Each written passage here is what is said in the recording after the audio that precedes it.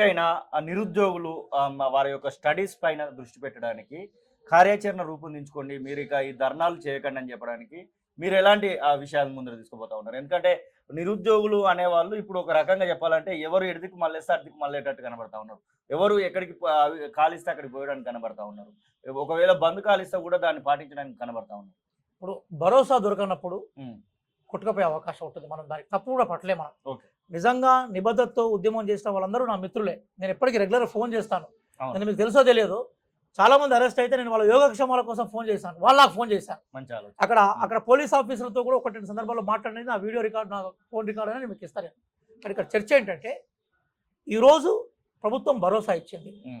ఈ నోటిఫికేషన్లు గతంలో టీఆర్ఎస్ చిక్కుములతో కూడిన నోటిఫికేషన్లు ఒక్కొక్క ముడి ఇప్పుకుంటూ పోతున్నాం. మేము 10 ఏళ్ళు చేసిన అన్యాయాన్ని 10 నెలలు కూడా కాకముందుకే మేమే పూర్తిగా పరిష్కరించాలని అనుకోవడం అనేది కొంత ఆశ, కానీ అత్యాశ కూడా ఉండొద్దు. మేము పరిష్కరించే క్రమంలో ఉన్నాం. అదే నేపథ్యంలో జాబ్ క్యాలెండర్ ద్వారా కొత్త నోటిఫికేషన్లో కూడా మేము శ్రీకారం చుట్టబోతున్నాం. మేము ఒక్కసారి జాబ్ క్యాలెండర్ వచ్చిన తర్వాత ఇప్పటివరకు మమ్మల్ని దుర్భాషలాడిన వాళ్ళు, తిట్టిన వాళ్ళు, భౌతికంగా మా వ్యక్తిత్వ హననం చేసిన వాళ్ళు మాకు జేజేలు పలుకుతారనే విశ్వాసం ఉంది. ఎందుకంటే జాబ్ క్యాలెండర్ ఏముండబోతుందో ఒక పరిశీలకుడిగా నాకు అది ఒక గొప్ప సంతృప్తిని ఇవ్వబోతా ఉంది. జాబ్ క్యాలెండర్ వచ్చిన తర్వాత కూడా అసంతృప్తి ఉందంటే దట్ ఈస్ డిఫరెంట్. మీరు దయచేసి ఆ జాబ్ క్యాలెండర్ వచ్చారు వెయిట్ చేయాల్సిందిగా కోరుతున్నాను. మళ్ళీ చెప్తున్నాను, త్వరలోనే పోలీస్ కానిస్టేబుల్ ఎస్ఐ నోటిఫికేషన్ వస్తుంది. త్వరలోనే మనకి డిఎస్సి నోటిఫికేషన్ వస్తుంది. త్వరలోనే గ్రూప్ 1, గ్రూప్ 2, గ్రూప్ 3 వస్తుంది. దీంతో సంబంధం లేకుండా వేచి చూడండి.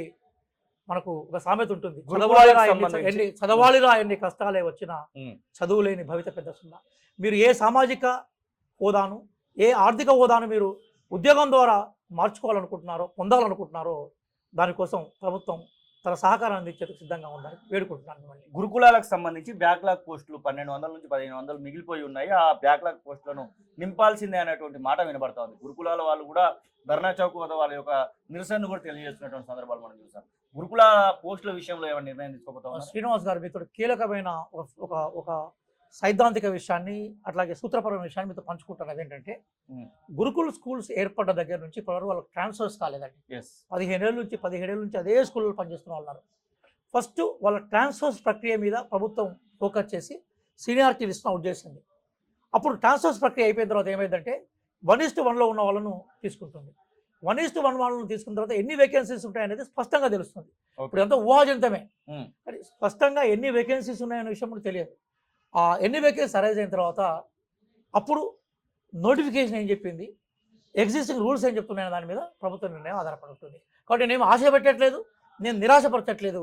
కానీ ఈ ప్రాసెస్కి ఒక పద్ధతి ఉంటుంది.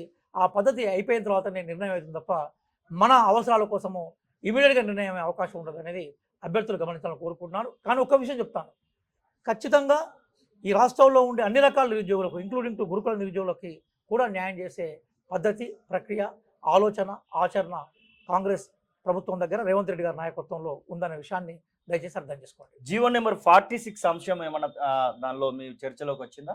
అంటే నిన్నటి చర్చలో జీవో నెంబర్ 46 రాలేదు. ఎందుకు రాలేదంటే దాని మీద ఒక సబ్ కమిటీ వేశారు.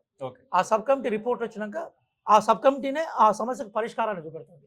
కాబట్టి నిన్న జరిగింది ఎక్కువగా డిఎస్సి, గ్రూప్ 1, గ్రూప్ 2, గ్రూప్ 3 మీద మేజర్ చర్చ. ఇదే మేజర్ చర్చ. అట్లాగే జాబ్ క్యాలెండర్ మీద కూడా చర్చ. జీవో నెంబర్ 46 మీద సబ్ కమిటీ రిపోర్ట్ కోసం చూస్తున్నాం. ఆ సబ్ కమిటీ రిపోర్ట్ వచ్చిన తర్వాత వాళ్ళకు ఆమోదయోగ్యమైన పరిష్కారం వస్తుందనే ఆశతో కూడా మేము ఉన్నాం. అసలైన తొలి వెలుగు. ఫాలో వాట్సాప్ @తొలి వెలుగు official.